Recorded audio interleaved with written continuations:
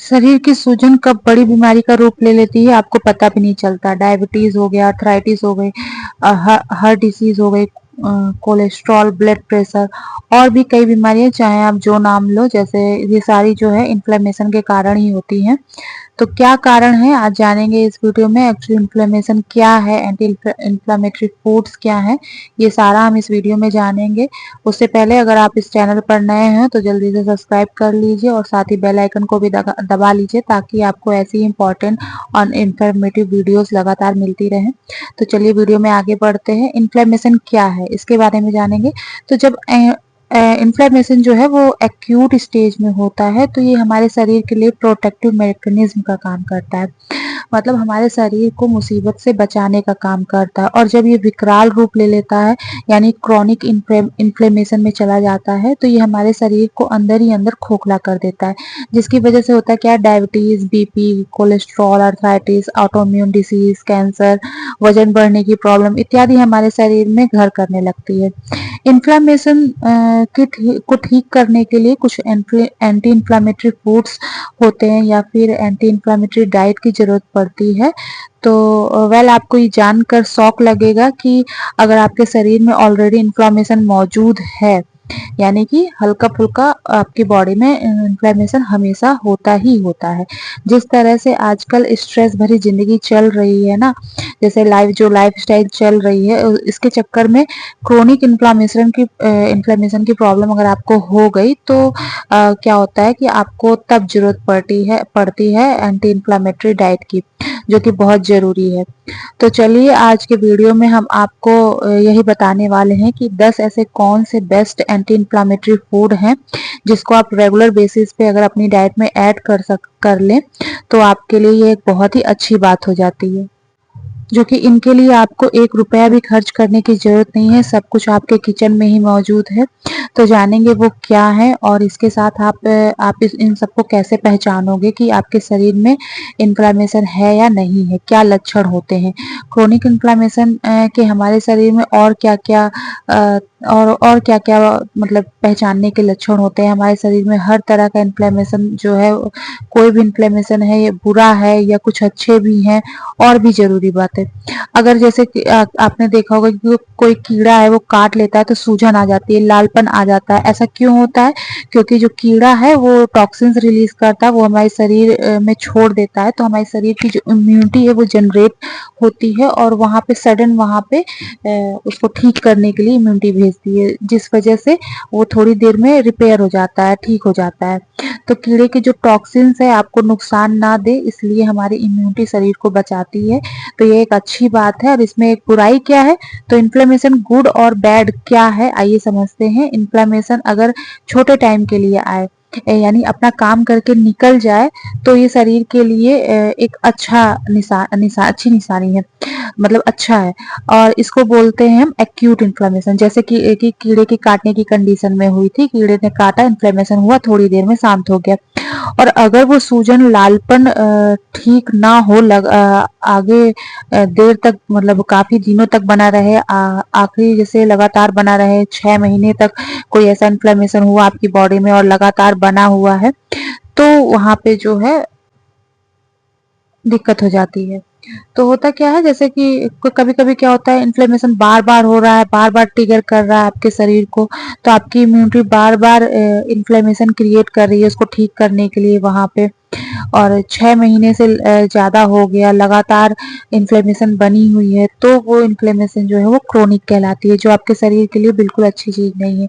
Inflammation आपके शरीर में लंबे टाइम तक के लिए क्यों आएगा, क्या कारण है, क्या हो सकता है, क्यों, मतलब क्या आपका खाना अगर आप सही तरीके से नहीं खा रहे हैं, आप बहुत रिफाइंड खाना खा रहे हो, प्रोसेस्ड फूड, पैक्ड फूड खा रहे हैं, कुछ लोगों को ग्लूटेन सेंसिटिविटी होती है, कुछ लोगों को लैक्टोज इंटॉलरेंस होता है, अगर आपका वजन बहुत ज्यादा है, एक्सेस में फैट आपके शरीर में है, फैट भी इन्फ्लेमेशन के मार्कर्स रिलीज करती है, तो और इन्फ्लेमेशन करवाती है।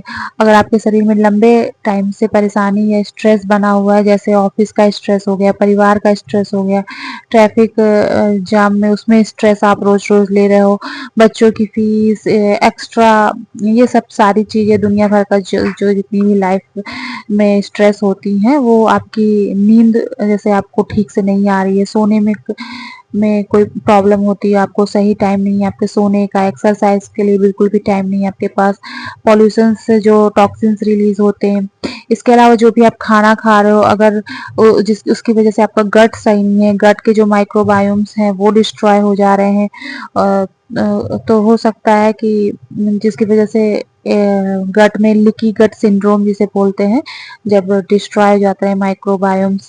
और इन सबसे ऊपर सबसे इम्पोर्टेंट है डिहाइड्रेशन, यानी पानी की कमी हो जाना शरीर में, तब भी क्रोनिक इन्फ्लेमेशन का एक कारण बन सकती है। और कैसे पता करें कि आपके शरीर में इन्फ्लेमेशन है या नहीं, तो जानेंगे हम कुछ सिम्टम्स को देख करके कि ये सिम्टम्स दिखेंगे आपके शरीर में, तो आपको मतलब फील हो, मतलब कर लेना चाहिए कि हाँ आपके बॉडी में इन्फ्लेमेशन है। जैसे लगातार आपको थका थका सा महसूस हो, मतलब हमेशा एग्जॉस्ट फील होता हो, सुबह उठते हैं तो थका हुआ फील हो, ये पहला कारण हो गया। दूसरा कारण है बॉडी में पेन हमेशा रहता हो, हर जगह बॉडी में पेन हो, स्टिफनेस हो, तो ये दूसरा कारण है। और तीसरा कारण है जैसे पेट साफ नहीं रहता हो, पेट में मतलब रोज खाना खाते हो पेट ही ना साफ हो रहा हो, तो आपका चौथा कारण है आपका वेट जो है लगातार बढ़ता चला जाओ, कितनी भी मेहनत कर लो वेट कम ही नहीं हो रहा है। पांचवा कारण है आपकी मतलब मेमोरी जो है वो पुअर हो गई हो, आपका कंसंट्रेशन बिल्कुल भी एक जगह नहीं लग रहा हो, मतलब आपका कंसंट्रेशन वीक पड़ गया हो। और छठा कारण है कि जैसे कि फ्रिक्वेंट इन्फेक्शंस हो रहे हो आपको, ये भी एक कारण है इन्फ्लेमेशन होने का। सातवां कारण है जैसे एक्ने, और एक्ने मार्क्स स्किन में मतलब बन गए हो और लगातार हेयर फॉल हो रहा हो, तो ये भी कारण हो सकता है कि आपकी बॉडी में इन्फ्लेमेशन है। तो ये सारे कारणों को देखते हुए आपको समझ जाना चाहिए कि आपके शरीर में इन्फ्लेमेशन शुरू हो चुका है और आपको एंटी इन्फ्लामेटरी डाइट लेना शुरू कर देना चाहिए। तो अब जानेंगे कि कौन कौन से ऐसे एंटी इन्फ्लामेटरी फूड्स हैं जो आप ले करके अपने इन्फ्लामेशन को कम कर सकते हैं, अपनी लाइफ को बेहतर कर सकते हैं। तो पहला है जैसे हल्दी, इसमें एंटी इन्फ्लामेटरी इफेक्ट होते हैं, जैसे कि उसमें कुरकुम नाम का एक एजेंट होता है कुरकुमिन, जो कि बहुत ही बेस्ट इफेक्ट देता है एंटी इन्फ्लामेशन में।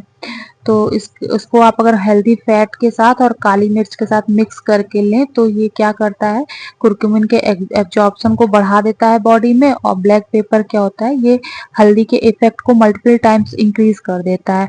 तो आप एक चम्मच ले, उसमें थोड़ा सा घी और एक चुटकी हल्दी और एक चुटकी काली मिर्च मिक्स करके इसको रोज अपनी दिनचर्या में ऐड करें, तो ये एंटी इन्फ्लेमेटरी का बहुत ही बेस्ट फूड माना जाता है। दूसरा है अदरक, इसमें पाया जाता है जिंजर ऑयल, इसको आप हल्का सा कुक कर लेंगे तो क्या होगा कि ये सॉग ऑयल में कन्वर्ट हो जाएगा, जो कि एक स्ट्रॉन्ग एंटी इन्फ्लामेटरी एजेंट है या एंटीऑक्सीडेंट की तरह भी काम करता है। या तो फिर आप इसको कच्चा भी खा सकते हैं, उबाल करके भी खा सकते हैं। उबाल के जैसे आप जिंजर टी बना ले, इसको हल्का सा 2 मिनट उबाल लें। हाँ, ये याद रखिएगा आपको ज्यादा नहीं इसको उबालना है, आपको लिमिट में मतलब थोड़ी देर उबालना है, फिर इसको पी लेना है। तो ये भी बहुत अच्छा एंटी इन्फ्लामेटरी इफेक्ट देता है बॉडी में। तीसरा है आंवला, आंवला में विटामिन सी होता है, जो कि बहुत अच्छा एंटीऑक्सीडेंट एंटी इन्फ्लामेटरी एजेंट है। इसको आप कच्चा या फिर इसका जूस यूज कर सकते हैं, इसको कभी भी पका के नहीं लेना, वरना इसके इफेक्ट्स जो है सारे नष्ट हो जाते हैं। चौथा है गार्लिक या लहसुन, इसको आप भी कच्चा ही यूज करेंगे तो बहुत ही अच्छे इफेक्ट होते हैं। आप तो सोचेंगे कि हम तो गार्लिक रोज खाते हैं खाने के साथ, तो वो जिस तरीके से हम लोग खाते हैं तो वो एक गलत मतलब तरीका है। इसको खाने के लिए आपको क्या करना है, थोड़ा इसको पीस करके और आप हल्के गुनगुने पानी में खा सकते हैं, या फिर जब सब खाना आपका पक जाए तो इसको पीस करके ऊपर से मिक्स कर दीजिए खाने में। ज़्यादा हीट करने पे इसके एंटीऑक्सीडेंट और जो एंटी इन्फ्लामेटरी इफेक्ट है वो खत्म हो जाते हैं। इसमें एल्सिन नाम का एंटीऑक्सीडेंट पाया जाता है। तो अब जानेंगे पांचवा पांचवा फूड है ग्रीन टी। ग्रीन टी इसलिए क्योंकि इसमें विटामिन सी और और भी बहुत अच्छे अच्छे जैसे गैलिक एसिड ऐसे मतलब अच्छे एंटी इन्फ्लामेटरी कंपोनेंट पाए जाते हैं। तो ये भी लेना आपके लिए बेस्ट होगा। इसको खाने के 2 घंटे बाद अगर लें तो ज़्यादा अच्छे रिजल्ट मिलेंगे। छठवां है तुलसी। इसमें भी बहुत अच्छी एंटी इन्फ्लेमेटरी प्रॉपर्टीज़ होती हैं और बहुत ही अच्छे एंड एक्टिव इंग्रेडिएंट्स होते हैं इसमें। तो इसको अगर आप सुबह 5-6 पत्ती 7 पत्ती अगर रोज लें तो ये भी बहुत अच्छा है आपके लिए। सातवां है नट्स। नट्स जैसे जिसमें ओमेगा 3 फैटी एसिड्स होते हैं, एल्जिक एसिड, विटामिन ई होते हैं और मैग्नीशियम्स, आर्जिनिन, ये सब प्रोडक्ट होते हैं। तो ये सब आप अगर अपनी डाइट में ऐड करें और साथ ही इसको अगर हेल्दी फैट के साथ लें, जैसे दही के साथ, ये आपके लिए अच्छा होगा। या फिर ओवरनाइट आप सोक करके ले सकते हैं, ये भी एंटी इंफ्लेमेटरी इफेक्ट देते हैं। आठवां है डार्क ग्रीन वेजिटेबल्स जैसे पालक, मेथी, मोरिंगा। इसको आप हल्का सा घी में रोस्ट कर मतलब बना ले, पका ले, फिर इसको आप खाएं तो बहुत अच्छे इफेक्ट इसके आते हैं। नौवां है इंडियन ब्लैकबेरी, स्ट्रॉबेरी, रसबेरी। इसमें विटामिन सी होता है। इसको आप कच्चा या फिर योगर्ट के साथ मिक्स करके खाएं, ये भी बहुत अच्छा एंटी इंफ्लेमेटरी फूड है। 10वां है फ्लैक्स सीड्स। इसमें ओमेगा 3 फ्लैक्स सीड्स या जो सीड्स आते हैं तो उसमें ओमेगा 3 फैटी एसिड्स और लिग्निन, फाइबर, पॉलीफिनॉल होता है। तो इसमें से कुछ जो है आप ऐसे भी फाइबर्स हैं जो कि आपको बहुत अच्छे एंटी इंफ्लेमेटरी इफेक्ट देते हैं। तो इसको अगर अपनी डाइट में इन सबको ऐड कर लेते हैं या इनमें से कुछ को ही आप ऐड कर लेते हैं तो कुछ ही दिनों में आप देखेंगे कि आपको बहुत ही अपनी बॉडी में चेंजेस दिखेंगे। तो उम्मीद है आपको वीडियो पसंद आया होगा, तो वीडियो को लाइक करें, शेयर करें और चैनल को सब्सक्राइब कर लें। Okay, thank you.